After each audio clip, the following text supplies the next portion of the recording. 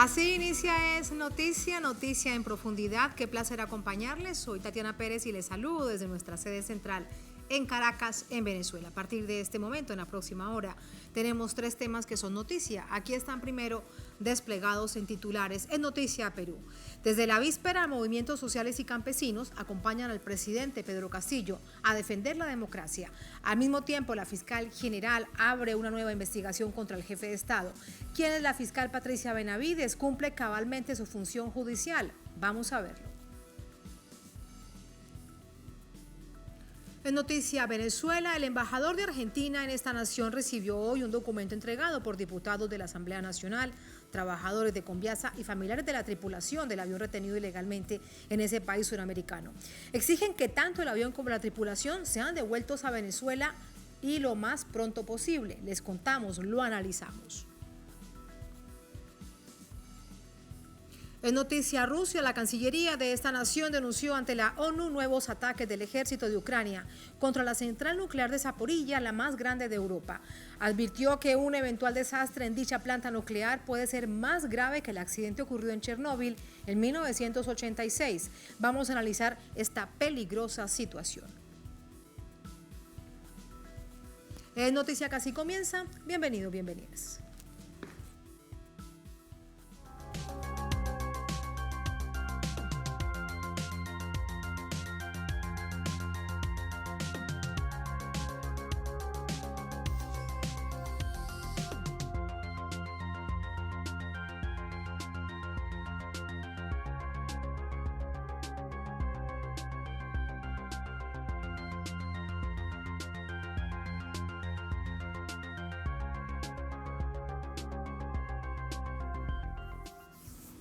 En Noticia Perú, movimientos sociales responden al llamado del presidente Pedro Castillo en defensa de la democracia. Lo respaldan y se reúnen además con él. Entre tanto, la Fiscalía, sin pruebas, abre una investigación por presunto delito contra la tranquilidad pública en contra del mandatario. Vamos a verlo. Este jueves, la Fiscalía peruana, a cargo de Patricia Benavides, abrió una investigación preliminar contra el presidente Pedro Castillo y el ministro de Transporte y Comunicaciones, antes a cargo del ministro de Vivienda, Heiner Alvarado, por un presunto delito contra la tranquilidad pública en la modalidad de organización criminal. El objeto de la investigación está referido a las obras adjudicadas en las provincias de Chota, en la región Cajamarca, de donde Castillo es oriundo, y de Cajatambo, en la región de Lima. De acuerdo a la tesis fiscal, el ministro Alvarado coordinaba con conocimiento del mandatario la adjudicación de obras de infraestructura a empresas de conocidos de Castillo, en forma ilegal y específicamente a una compañía en la que supuestamente trabajaba la cuñada del jefe de Estado, Jennifer Paredes, detenida a la víspera. Se trata de la sexta indagación contra el mandatario. Sobre este escenario, aunque con fuertes exigencias, los movimientos sociales han respondido al llamado de Castillo a defender la democracia. Desde el miércoles, el presidente se ha reunido con organizaciones sociales, sindicales y populares del país. En un trino del presidente, anunció que, en las próximas semanas, junto a su gabinete ministerial, iniciará un intenso recorrido en las zonas periféricas de Lima Metropolitana y el Callao. Castillo dice que se está elaborando un cronograma que permita el encuentro con la población para atender sus necesidades. Para ello, exhortó a los ministros de Estado a dialogar con las organizaciones y bases sociales. Prometió presupuesto al sector educación para hacer posible el ingreso libre a las universidades, la creación del Ministerio de Ciencia, Tecnología e Investigación, así como priorizar alimentación, salud, entre otros. Respecto a las presiones judiciales en su contra, el jefe de Estado expresó: "Me acusan falsamente de haber traicionado a la patria. No se dan cuenta que en la práctica, los que nos acusan son los que traicionan a la patria. Nos acusan de tantas cosas, sin pruebas. No les ha gustado que trabajemos con el pueblo, el maestro, el campesino". Para Castillo, hay una confabulación entre la prensa, una parte del Congreso y el sistema judicial para romper el orden democrático del país. A esos sectores les dijo: "Sigan con su agenda mediática, nosotros seguiremos trabajando por el Perú". Más información a esta hora desde Lima, desde la capital peruana, con nuestro corresponsal Ramiro Angulo. Ramiro, adelante con las últimas informaciones. Muy buenas noches. Hola, muy buenas noches, Tatiana. Buenas noches a la audiencia de Telesur.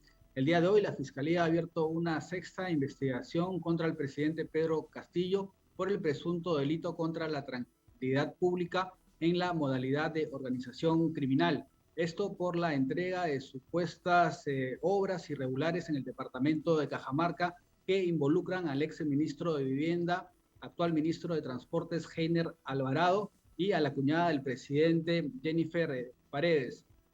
Castillo y cierto sector de la sociedad civil han criticado las recientes decisiones de la nueva fiscal de la Nación, Patricia Benavides. Por ejemplo, uno de los principales cuestionamientos ha sido la destitución que ella hizo de la fiscal suprema Bersabet Revilla, quien estaba a cargo de investigar a la jueza Egma Benavides, hermana de la fiscal de la Nación, involucrada presuntamente en una mafia que cobraba sobornos a narcotraficantes para liberarlos.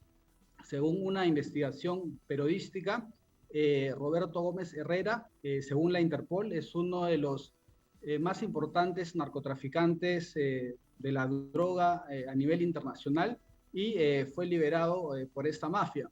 Asimismo, José Luis López Quispe, también el principal acopiador de droga en el Perú, según la policía, en el valle de los ríos Apurímac, N y Mantaro, habría sido liberado por esta mafia, que la fiscal de la Nación, destituyó, a quien estaba investigando este caso en el que se involucra a su hermana. Otra de los cuestionamientos que se han hecho a las decisiones de Patricia Benavides ha sido la destitución del ex fiscal de la Nación, Pablo Sánchez, quien estaba a cargo de la investigación de un caso que en el Perú se conoce como el de los cuellos blancos del puerto, que básicamente lo que hacía era definir los ascensos de los jueces y los fiscales en el sistema de justicia del Perú a cambio de dinero, y también lo que hacía era negociaba las rebajas de las penas de diversos delincuentes. Nunca antes en el Perú se ha investigado un presidente en funciones, ya que el artículo 117 les da una inmunidad. Sin embargo, esta vez la Fiscalía está haciendo una excepción y está investigando al presidente Pedro Castillo.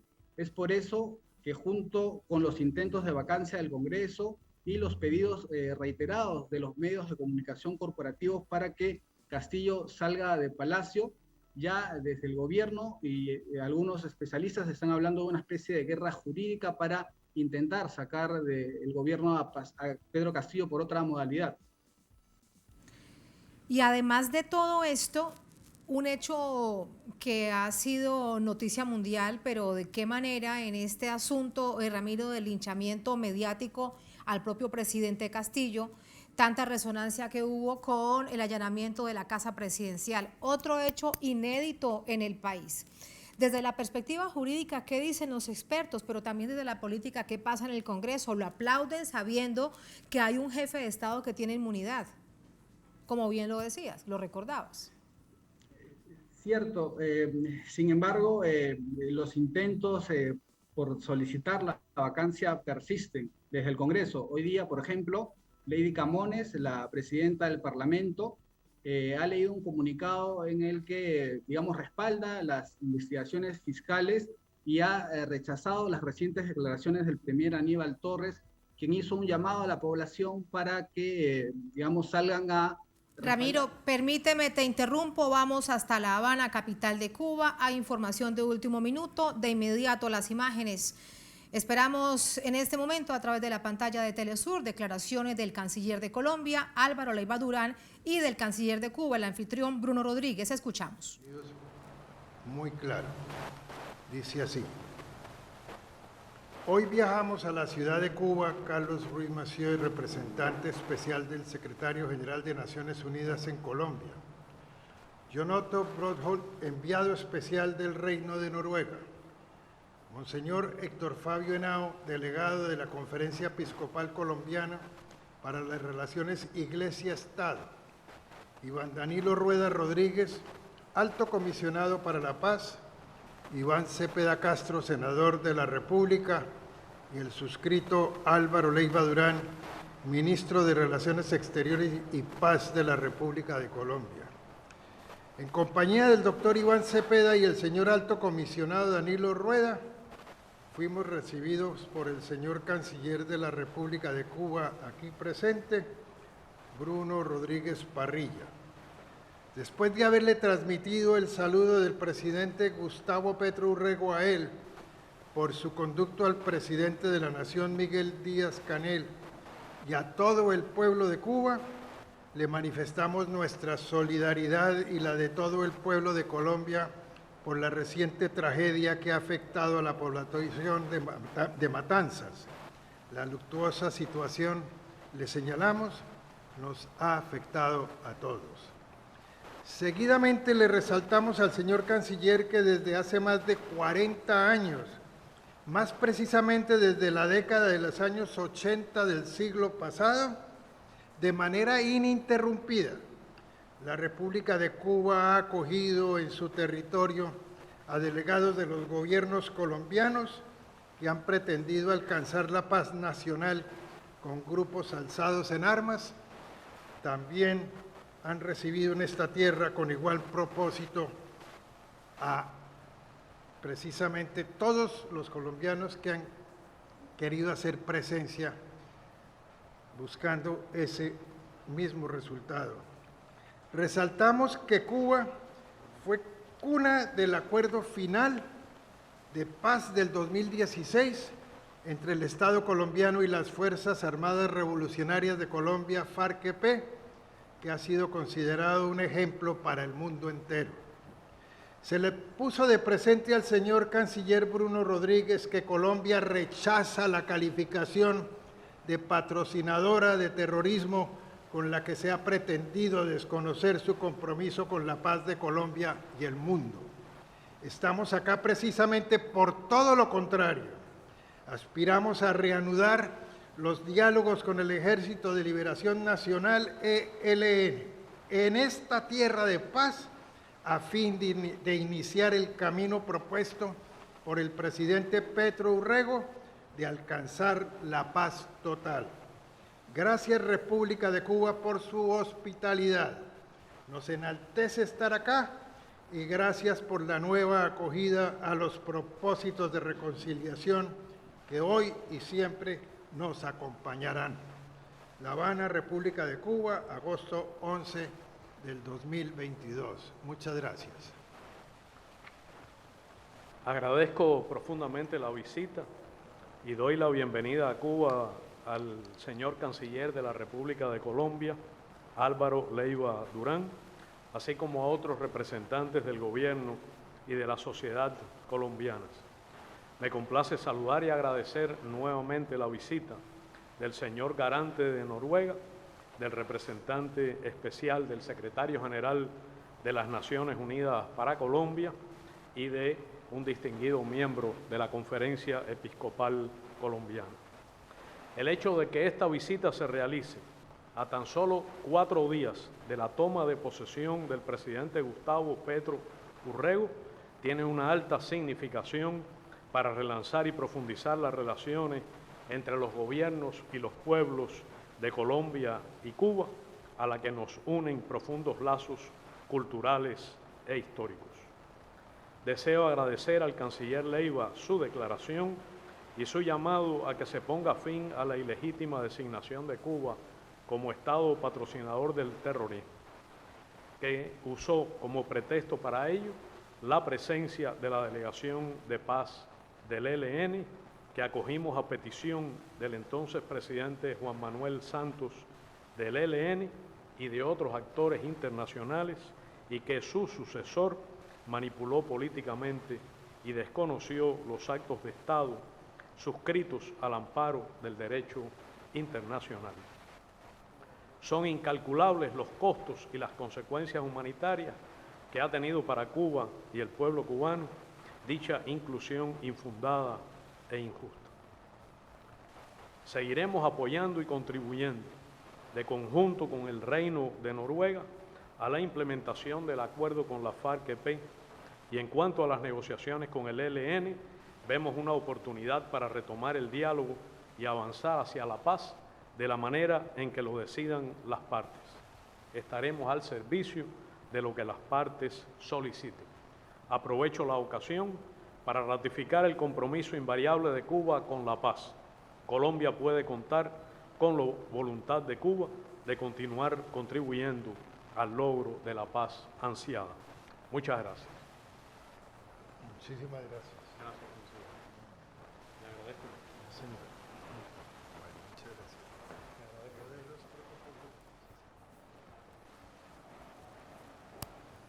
Son las declaraciones, lo ven ustedes a través de la pantalla de Telesur, desde La Habana, Cuba, del canciller de Colombia, Álvaro Leiva Durán, del canciller anfitrión, Bruno Rodríguez.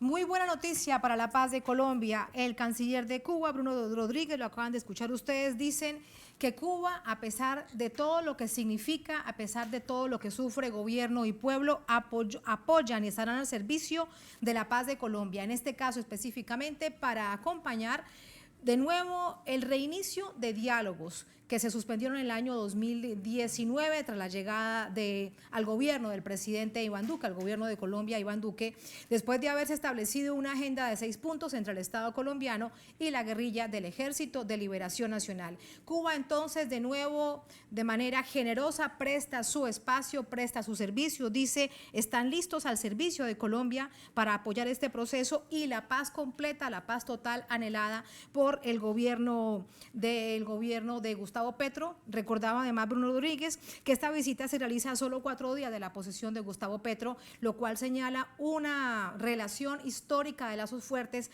entre Cuba y Colombia. En tanto, Álvaro Leiva Durán dice que desde hace más de 40 años Cuba le está apostando apoyo a la paz de Colombia con distintas delegaciones en ese mismo territorio, como por ejemplo el acuerdo de paz del año 2016, que se concretó en un proceso de diálogo de más de 4 años entre el Estado colombiano, la extinta guerrilla de las FARC, un proceso de diálogo que se firmó primero en Colombia, primero en Cartagena y luego en Bogotá, la capital de esta nación suramericana. Entonces, clarísima la información, Cuba acepta de nuevo ser el espacio geográfico y apoyar en todo lo que sea necesario para que el Estado colombiano y la guerrilla del ELN pues avancen en este proceso. Vamos hasta La Habana con nuestra corresponsal Fabiola López para conocer más detalles. Fabiola. Hola. Sí, hola Tatiana, un gusto en saludarte desde aquí, desde la sala de protocolo del Laguito, acá en La Habana, donde ha tenido esta trascendental, pudiera decirse, declaración, porque comienza la era Petro y con ella la reanudación de los diálogos con el ELN y la aspiración a la paz total, como ha dicho el presidente Petro.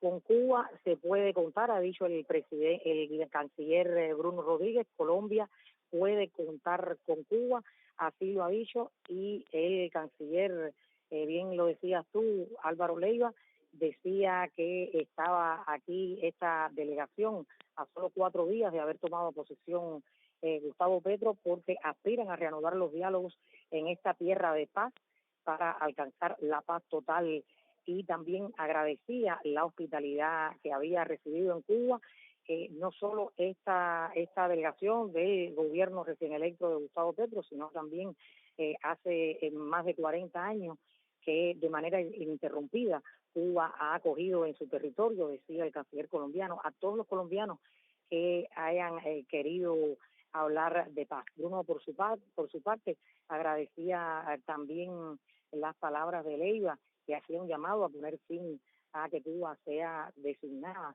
como un Estado patrocinador del terrorismo, y también decía que llamaba a la atención de que a solo 4 días de la toma de posesión de Gustavo Petro se tomara esta determinación de que Cuba fuera el escenario de la paz nuevamente de Colombia y tuvieran lugar las conversaciones acá en Cuba.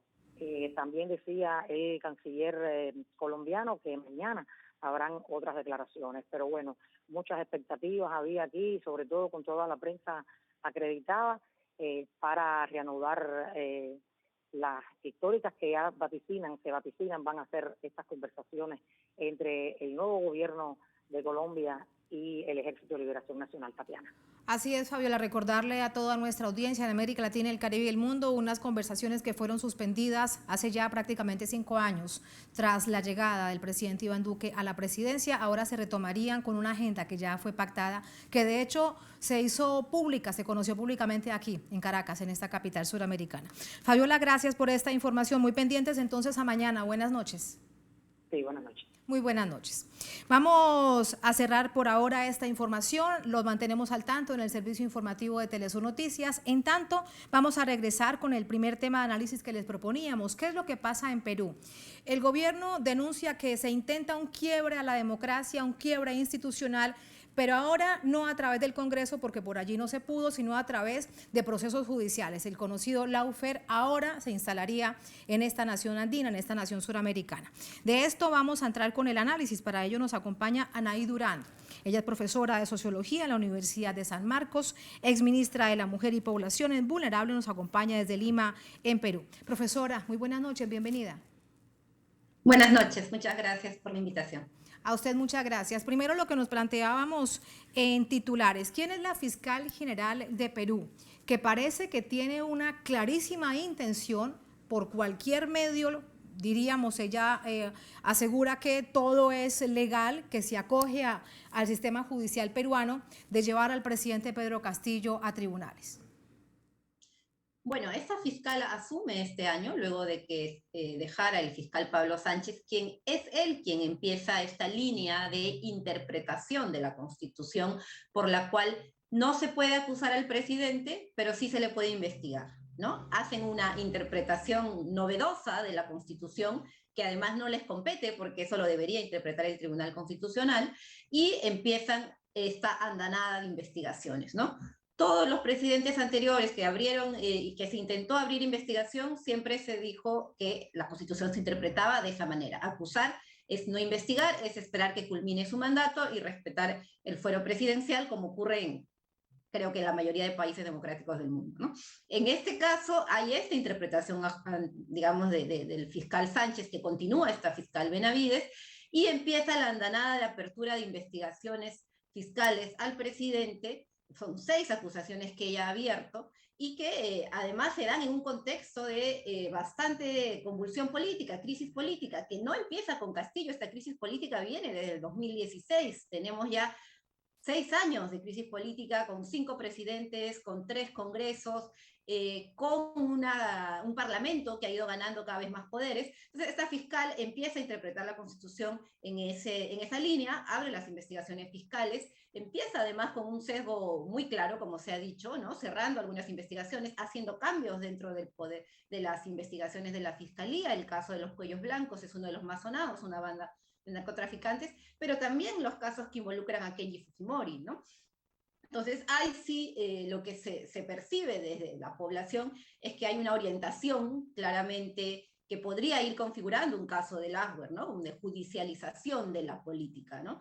Profesora, ¿es una decisión política acompañando al fujimorismo? ¿Es una manera de poderlo caracterizar? Incluso de entender, detrás hay fuerzas fujimoristas, detrás de esta fiscal general, le pregunto específicamente, ¿fuerzas fujimoristas? Yo creo que más que el fujimorismo es esta nueva configuración de la derecha y la ultraderecha que incluye al fujimorismo, ¿no? Y que efectivamente están muy activas desde la segunda vuelta, primero denunciando fraude, luego intentando mociones de vacancia. Al ver que los votos no les alcanzan para las mociones de vacancia, abren también esta figura judicial, ¿no? Esta figura penal con el acompañamiento activo de la fiscal, de la nueva fiscal, y sí creo que van configurando un escenario destituyente, ¿no? Ver la salida de destituir al presidente sin tener que irse ellos, que es finalmente la preocupación del Congreso, ¿no? Ellos quieren quedarse y solamente destituir al presidente. Entonces creo que en esa línea efectivamente el trabajo de la fiscal abona mucho, además con un despliegue mediático, una postura de los medios de comunicación totalmente opositora al gobierno, incluso en casos de difamación, etcétera, que está abonando esta línea, como decía, de destituir al presidente, ¿no? Sí, profesora Durán, ¿y es legal? Estamos hablando que es nada más y nada menos el presidente de la República, el jefe de Estado, le allanan la casa de gobierno, allanan su casa en el campo, no importa hasta dónde sea, pero hasta allá llegan, buscan todas las formas y cada una de esas cosas que parece que son legales según la fiscal general de la Nación, se replican por montones en los medios de comunicación. Sin duda esto pues es que no tiene otro nombre sino que el linchamiento mediático. Pero el asunto es, ¿esto es legal que se actúe así en contra de un jefe de Estado? Bueno, ellos están maniobrando la legalidad, es lo que estamos viendo. El mismo Congreso está maniobrando y forzando la legalidad para sus fines, ¿no? Y es lo que está demostrando finalmente la crisis del régimen, en donde ya las instituciones pierden peso y no están funcionando, el Ejecutivo, el Legislativo y el Judicial. Por eso hablamos de una crisis de régimen y sistémica, ¿no? El Poder Ejecutivo ya no tiene la fuerza, el Congreso le ha ido quitando atribuciones para poder también tener un mayor, digamos, protegerse de una mejor manera. El Congreso, que no tiene para nada el respaldo de la ciudadanía, está deslegitimado, hay un congresista acusado de violación, hay un congresista que está sentenciado, hay otro que va con libertad condicional, en fin, es un poder del Estado absolutamente deslegitimado, y el Poder Judicial que opera de esta manera, aprovechando figuras legales como la colaboración eficaz, por la cual un acusado puede involucrar a una autoridad para bajar su pena, y estamos viendo también un uso y un abuso de estas figuras con gran cobertura mediática, ¿no? Entonces estamos viendo esta situación, como digo, abona mucho más a una crisis de régimen muy profunda, que no es nueva, que ya venimos arrastrando, y que por ahora debería resolverse de forma democrática, aunque no vemos todavía disposición de los actores para eso, ¿no? Claro, el presidente Pedro Castillo ha llamado a la movilización social, a la movilización campesina. ¿Usted cree, y no solamente en Lima, en la capital, en todo el país, ¿usted cree que han respondido?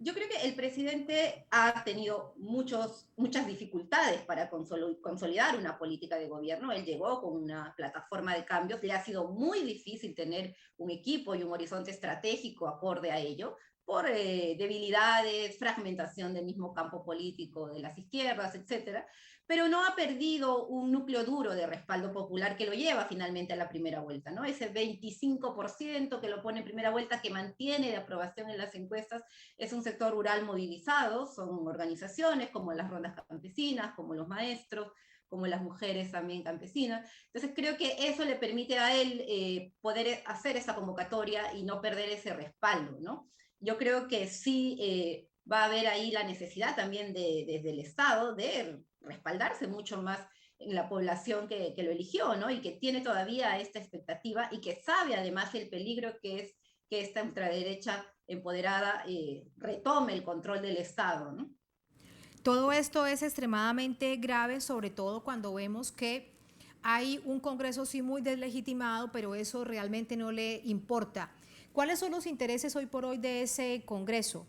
La mayoría de ellos, como bien usted recuerda, pues están vinculados con casos de mafias muy cuestionados, no solamente desde la justicia, sino también desde la moral pública, pero parece que nada les importa. Hoy por hoy, ¿quién está detrás de ese Congreso? ¿Quién los mantiene allí? Porque de hecho, muchos de ellos, con toda seguridad, si van a nuevas elecciones, pues querrán presentarse. ¿Y quiénes entonces votan por ellos ante tal nivel de deslegitimidad? Sí, hay una crisis de representación muy grande, una crisis de los partidos políticos también y un cierre del sistema político, ¿no? No hay actores nuevos en el sistema, es parte de la crisis integral que estamos viviendo, ¿no? De la crisis sistémica. Y claro, en este Congreso encontramos, entraron 6 bancadas y ahora tenemos 14, una tendencia a la fragmentación y a la dificultad para agregar intereses, ¿no? Entonces estos grupos de ultraderecha que tienen todavía el fujimorismo, pero también intereses corporativos muy concretos, hay grupos de dueños de universidades privadas que están ahí defendiendo sus intereses, grupos de estudios de abogados, de casinos y tragamonedas, entonces se ha vuelto un Congreso muy corporativo, muy alejado de la población también, como digo, tiene casi el 80% de desaprobación, con personajes como también hablábamos, con sentencia firme incluida, que se ha ido protegiendo y que ha ido ganando espacio en una lógica parlamentarista, ¿no? Estamos casi en un país parlamentarista, ¿no? Esta facultad que se han arrogado de poder convocar a presentar mociones de vacancia casi un día para otro, es algo que no había, ¿no? Han ido maniobrando la Constitución, y acumulando más poder. Entonces, esto es lo peligroso. Ahora, aquí se prohibió la reelección congresal y de ahí que tengan tanto, que se aferren tanto a no irse y solo querer sacar al presidente, porque también están circulando propuestas para adelanto de elecciones, dado este impasse tan fuerte entre los poderes del Estado. Entonces, obviamente, como no hay reelección congresal, ellos quieren permanecer en el poder, apenas tienen un año de los 5 por los cuales han sido elegidos, y se niegan a esa figura y solamente enfilan contra el presidente, ¿no? Claro, y la figura que le permitía al presidente Pedro Castillo cerrar el Congreso la eliminó. El presidente ya no tiene esa potestad. Así es, la restringió lo más posible, ¿no? Porque la Constitución habilitaba al presidente a hacer 2 pedidos de confianza y si se le negaban esas 2 veces, él podía disolver constitucionalmente el Congreso. El Congreso lo cambió esa figura y ahora solamente la ha dejado una vez y solamente cuando se censura un gabinete, ¿no? Entonces sí vemos que se maniobra la legalidad existente para romper el equilibrio de poderes. Eso es lo que se ha roto en el Perú. Se maniobra la legalidad existente, se acomoda a la mejor forma de cada uno de los sectores opositores al presidente Pedro Castillo. Muchísimas gracias por ese análisis, profesora. Buenas noches. Gracias a ustedes. Buenas noches. Hasta luego. Así vamos a la primera pausa en esta emisión de Es Noticia. Al volver Es Noticia Venezuela. El embajador de Argentina en esta nación recibió hoy, este jueves, un documento entregado por diputados de la Asamblea Nacional, trabajadores de Conviasa y familiares de la tripulación del avión retenido ilegalmente en ese país suramericano. Exigen que tanto el avión como la tripulación sean devueltos a Venezuela. Les contamos, lo analizamos en su conjunto al volver en Es Noticia.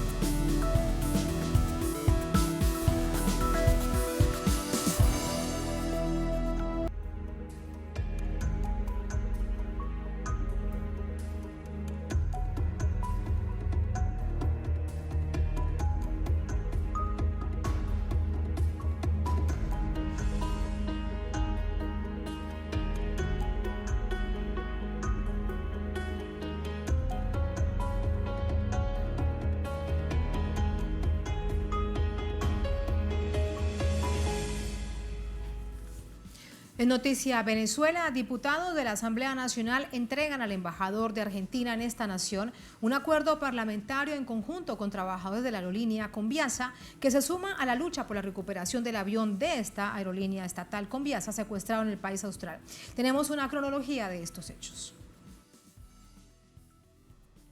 En julio de 2021, Venezuela compra a Irán un avión de carga Boeing 747 para sortear el bloqueo del que es objeto y brindar ayuda humanitaria al continente. La ley aeronáutica exige que la tripulación venezolana de 14 personas debe ser formada por expertos. 5 iraníes, pilotos certificados e instructores de vuelo cumplían esta función. El avión aterriza el 6 de junio en Córdoba, Argentina, debido a las condiciones atmosféricas. Continúa su trayecto hacia Uruguay, pero la entrada al espacio aéreo de este país le fue negada, por lo que regresó a Argentina. 2 días después, la aeronave es retenida ilegalmente en el aeropuerto de Ezeiza, en Buenos Aires, Argentina. El juez federal, Federico Villena, ordena el allanamiento del avión, sin que existiese delito alguno. La aeronave quedó bajo custodia al igual que los pasaportes de los 19 tripulantes. Se les prohibió abandonar el país, mientras se investigaba un supuesto nexo con la Fuerza Quds, una división de los cuerpos de la Guardia Revolucionaria Islámica de Irán, definida por Estados Unidos como instructores de Hezbollah. El juez alude al atentado terrorista contra la Asociación Mutual Israelita Argentina, AMIA, que dejó 85 muertos en 1994, y que la justicia porteña investiga si fue ejecutado por Hezbollah por órdenes de Irán. Villena argumentó que uno de los pilotos, el iraní Golan Reza Ghashemi, lleva el mismo nombre que un miembro de las fuerzas Quds, pero se constató que no se trata de la misma persona. Al no existir pruebas contra los acusados, el juez consultó a Estados Unidos si tenían algún requerimiento sobre el avión. Estados Unidos pide a Argentina el 2 de agosto la incautación del avión, después de que una corte del Distrito de Columbia emitiera una orden por considerar que se violaron las leyes de exportación estadounidense cuando Entrasur adquirió la aeronave en una operación con la aerolínea iraní Mahan Air. Irán acusa a la justicia argentina de realizar una campaña de propaganda en medio de las tensiones de los países occidentales por las negociaciones de revivir el acuerdo nuclear de 2015.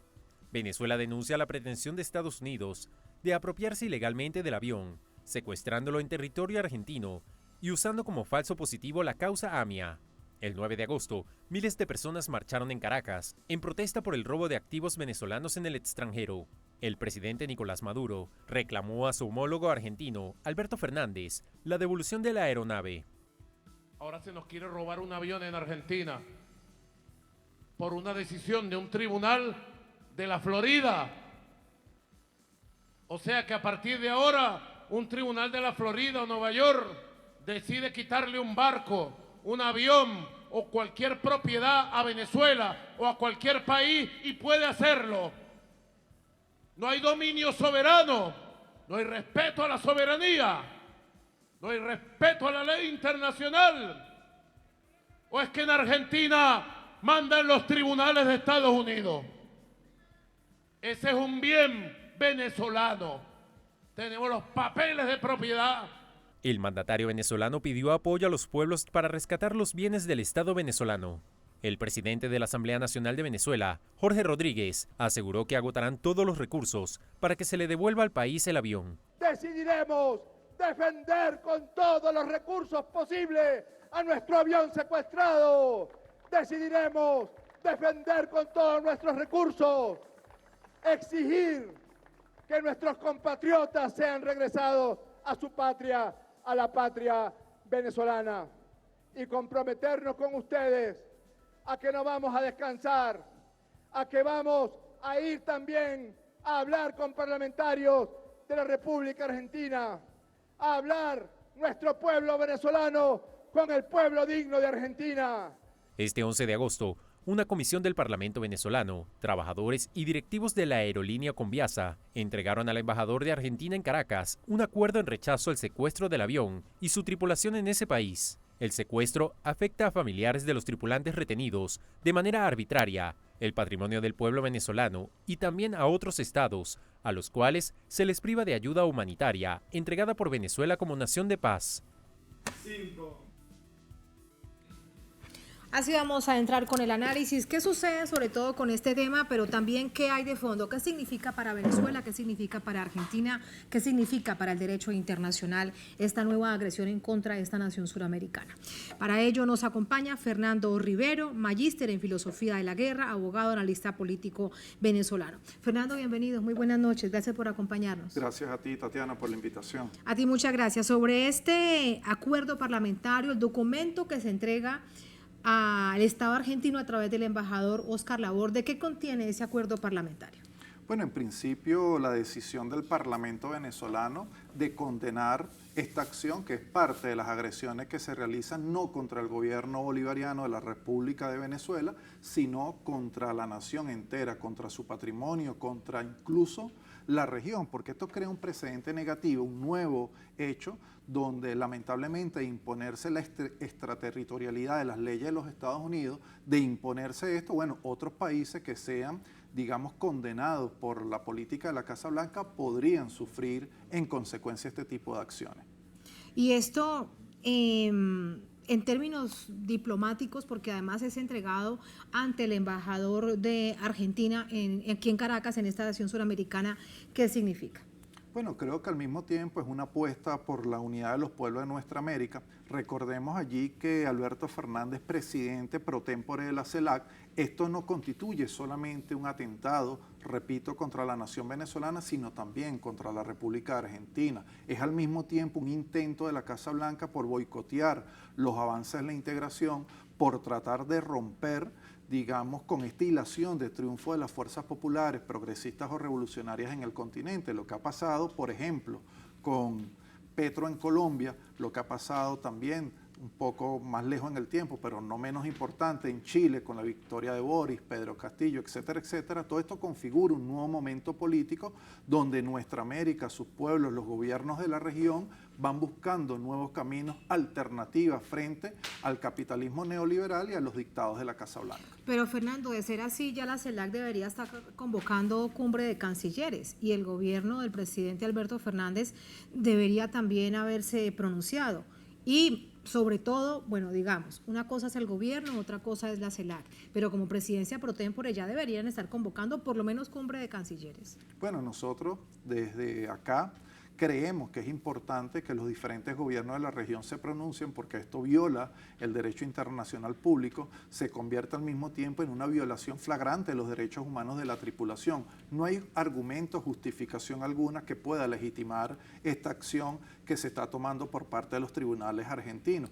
Fíjate, hay un caso, Tatiana, un ejemplo muy puntual pero muy importante, que es el jefe de inteligencia argentina, los primeros días de junio señaló de manera pública y notoria ante los medios de comunicación que ese avión no tenía ningún tipo de carga ilegal, que la tripulación no tenía ningún tipo de orden de captura por Interpol, de manera que esto deja en evidencia que se trata de una arbitrariedad y lamentablemente allí tenemos que ver que está en la mano del sionismo israelí, pero también de los servicios de inteligencia de los Estados Unidos. No es otra cosa sino parte pues, de los planes neocoloniales que lamentablemente sufre la región de América Latina y el Caribe. Y nos hablaban de la tripulación. Vamos a escuchar el testimonio de uno de los familiares de un miembro de la tripulación, son 19 en total, que se encuentran en Argentina. El gobierno de Venezuela ha anunciado que se trata de un secuestro porque no hay ninguna razón para retenerlos a ellos y mucho menos sus documentos como los pasaportes. Vamos a verlo.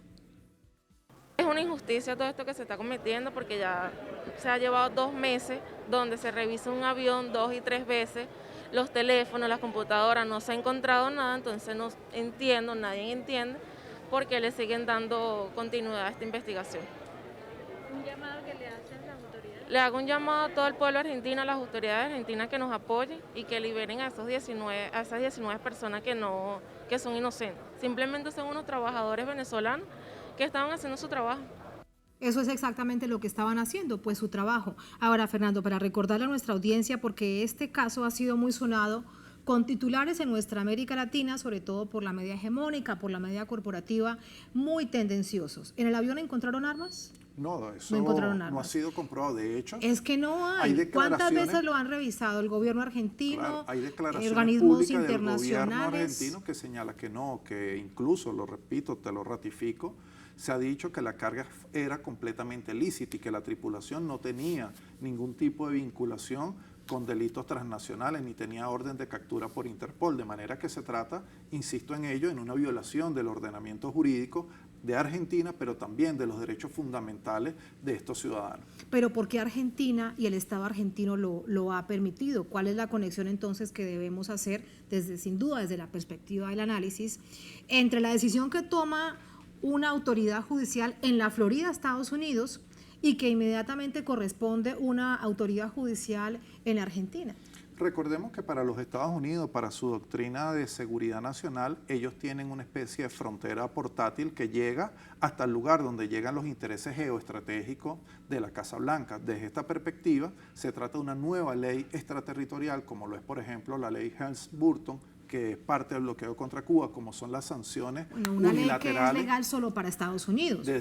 Una ley que ellos creen que es legal, pero realmente no lo es. Es legal para ellos ante los ojos del mundo, pero no lo es. Primero, es violatoria de la Carta de Naciones Unidas, pero además de eso no tiene, digamos, ningún tipo de validez legal, es nula, de toda nulidad, en los diferentes estados. En el caso de Argentina es deplorable la actitud del sistema de justicia porque lo lógico, lo correcto, de acuerdo a lo que dicen los elementos, digamos, fundamentales del derecho en Argentina y también del derecho internacional público, es que si no hay elementos de convicción, elementos probatorios para abrir un proceso judicial, bueno, esos ciudadanos, al igual que el avión, tiene que dársele la documentación que en este momento la tienen las autoridades argentinas para que ellos puedan salir del país, pero también al mismo tiempo devolver el avión, porque ese avión es patrimonio de la República Bolivariana de Venezuela. Y esto también lo ves desde el análisis político como una agresión, como un ataque a la vicepresidenta Cristina Fernández? Sí, claro, contra la vicepresidenta Fernández hay una guerra de carácter judicial. Se está tratando de utilizar ya un método que se desarrolló en Ecuador contra el expresidente Correa, contra el expresidente de la República de Ecuador, pero también se hizo lo propio allí en Brasil. Se trata de un nuevo ardid jurídico-político para tratar de sacar del juego político-electoral a quienes hoy tienen una postura diferente. Pero además de esto, quiero puntualizar algo. Me parece que en el marco de la nueva situación que vive Sudamérica, en este contexto regional de cambio, es obvio que hoy UNASUR pareciera ser una opción que se debe revitalizar. Entonces, golpear esta posibilidad... Claro, intentan quebrar entonces relaciones Venezuela-Argentina que son fundamentales para UNASUR. Claro, para no solamente UNASUR, sino también para el Mercosur. Todos los indicadores, todas las encuestas, todos los estudios de opinión señalan que Lula da Silva va a ganar la contienda electoral venidera en Brasil. Esto significaría abrir de nuevo la posibilidad para redimensionar, por ejemplo, el Mercosur. Esto también es un golpe contra el Mercosur y allí Venezuela, por supuesto, que como parte de Mercosur, Venezuela, por supuesto, que tiene interés en garantizar, en contribuir, mejor dicho, a que hayan las mejores relaciones económicas, políticas y diplomáticas. Entonces, esto es parte, pues, en otras palabras, de la política exterior de los Estados Unidos y lamentablemente algunas instituciones en algunos países se prestan para, digamos, desarrollar, implementar las decisiones que toma el Departamento de Estado. Y de nuevo Venezuela en el centro con distintas aristas que les sirven para un mismo fin, que es agredir a Venezuela y quebrar la integración latinoamericana.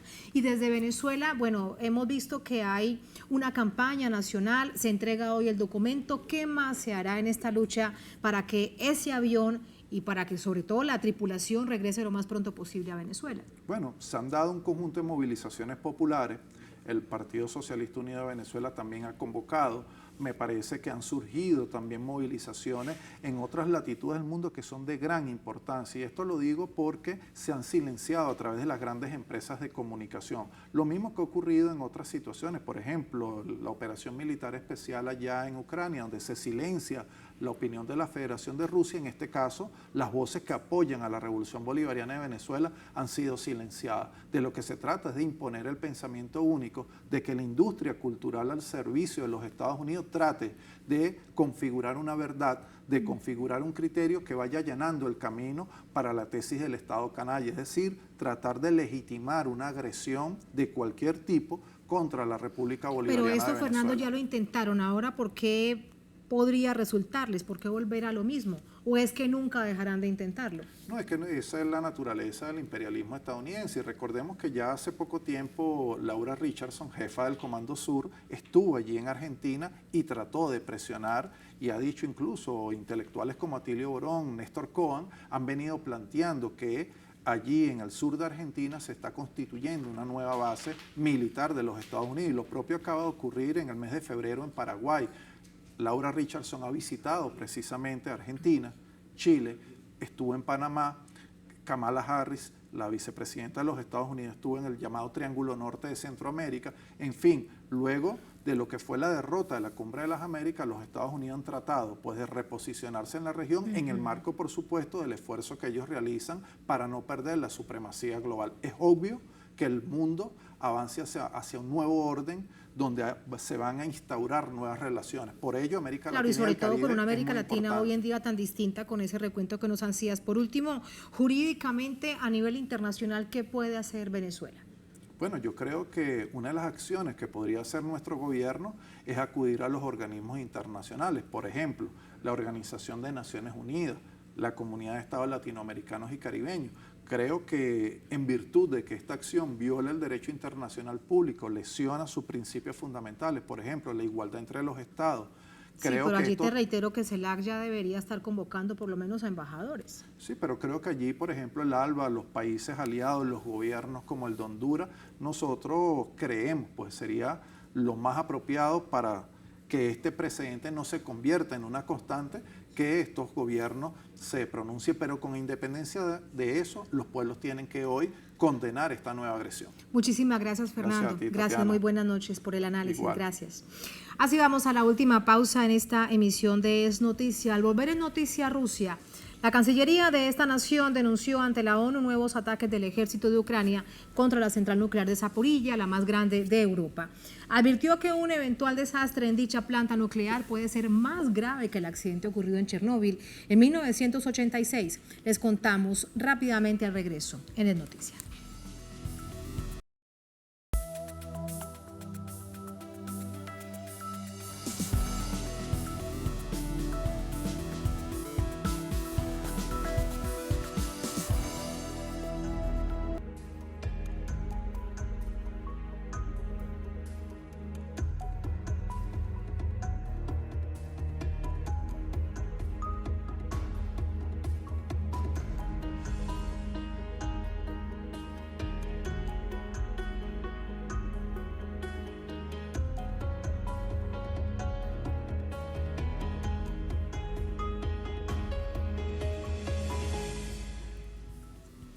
Es noticia: Rusia de terrorismo nuclear. Así calificó este jueves la Cancillería de esta nación los ataques del ejército de Ucrania a la central de Zaporilla, la más importante de Europa. Desde el Ministerio de Exteriores se pidió a la llamada comunidad internacional que preste atención a estas peligrosas agresiones. Según el portavoz adjunto de la Cancillería de Rusia, Iván Nechayev, las tropas ucranianas atacaron varias veces el territorio de la central nuclear de Zaporilla en los últimos días, lo cual se configura como un acto de terrorismo nuclear. Además, advirtió que un eventual desastre en dicha planta nuclear puede ser peor que el accidente ocurrido en abril de 1986 en Chernóbil. Nechayev llamó a la comunidad internacional, a las estructuras pertinentes para que presten la atención debida a la catastrófica situación, en pos de evitar daños prevenibles. Enfatizó que Moscú ha insistido en la necesidad de que los expertos del Organismo Internacional de Energía Atómica, la OIEA, evalúen el estado de la central nuclear. En los últimos días se registraron 5 ataques con sistemas de lanzacohetes múltiples y artillería pesada contra el territorio de la central nuclear y una estación de bomberos aledaña. Nada más que por eso llaman a una alerta mundial a esa llamada comunidad internacional. Cerramos por hoy esta emisión de Noticia. Un placer como siempre. Será hasta mañana. Sigan con nosotros.